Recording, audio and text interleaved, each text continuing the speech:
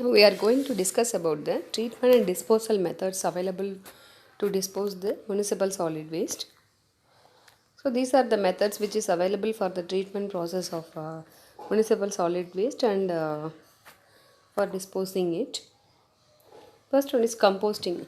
It's a biological process which is used to decompose the organic matter which is available in the municipal solid waste, and it is converted into humus like material, that is the stable final product from unstable one. So this is the composting. The byproducts can be used and which has more beneficial usages. So there are some the composting technologies may be divided into windrows method and industrial composting and aerated static pile and anaerobic processings. The various factors which are affecting the composting process are the nutrient levels which is present in the solid waste matter, then nutrient balance, that is a carbon to nitrogen ratio, and aeration of while during the process how much air it is applied, then moisture and temperature, then pH of the composting matter, then the particle size of the feedstock material. So, the composting process takes place in the four phases. First phase, the separation of the inert material. So, like from the solid waste, the glass, plastic, and metals. That is the like the thing has been separated, and then it is segregated based on the size reduction, and the biological condition has been checked, because once the solid waste has more amount of biodegradable material, then it is easy to compost it. Then the bacterial decomposition of that particular thing has been stabilized and curing. Okay, curing takes place. Then the vermicomposting is in the composting process achieved by means of worms, that is worms. Okay, so the end product is called vermicast. This is used for the agricultural and gardening purposes. Next one is disposal of solid waste by means of incineration method. Okay, so incinerator is nothing but the burning of solid waste under controlled condition about 1200 to 1500 degrees Celsius.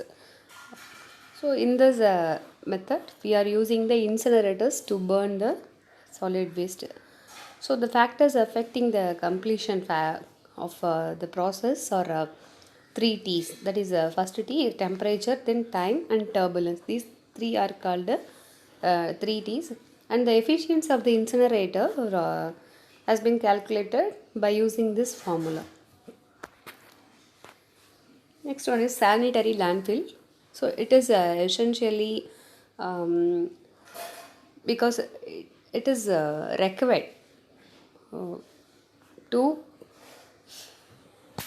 overcome the open disposal of solid waste. Okay, so the sites should be constructed by using the composite liners. So the composite liner consisting an upper synthetic geomembrane liner, and the lower level is compacted soil at least of zero point 0.6 meter. Okay, so for lining purpose we are using these five types of the liners. Next one is gasification.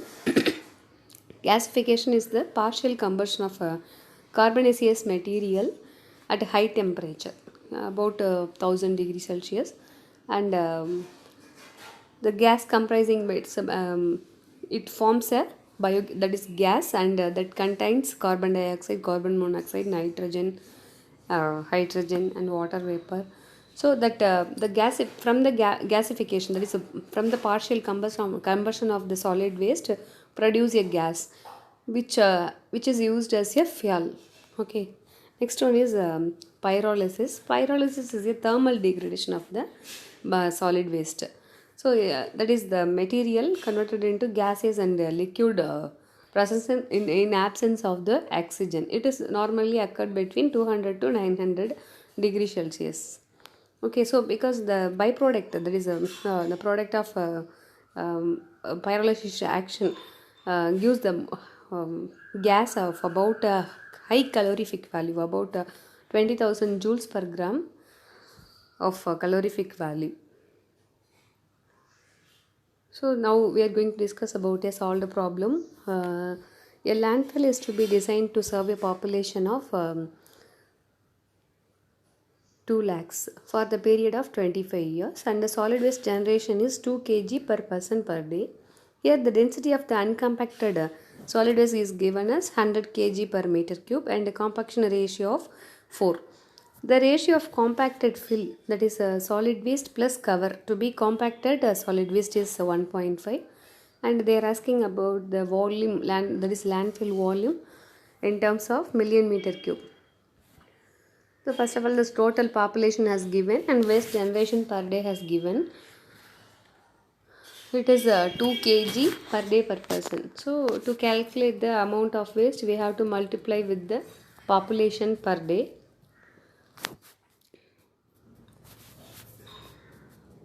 Then for 25 years, it is multiplied by 25 and number of days to get the values in terms of day.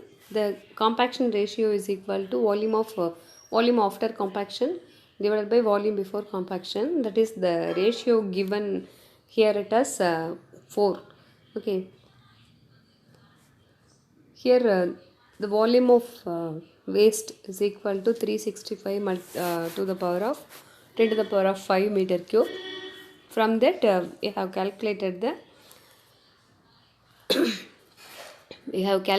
the volume of solid waste after compaction.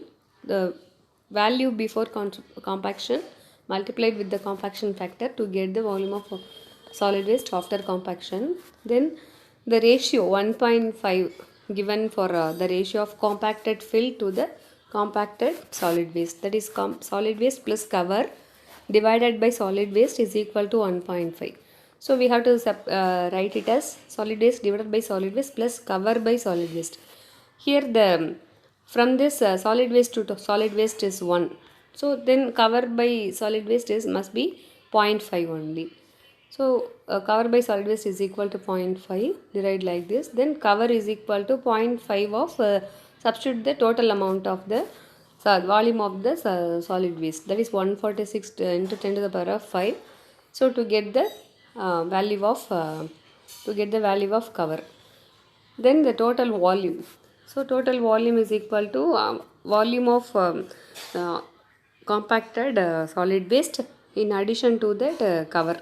So by adding these two values, we can get the value of 21.9 10 to the power of 6 meter cube. Here they are asking the value, there is an answer in terms of million meter cube. So we have to convert the meter cube to million meter cube. Then the answer is 21.9 million meter cube.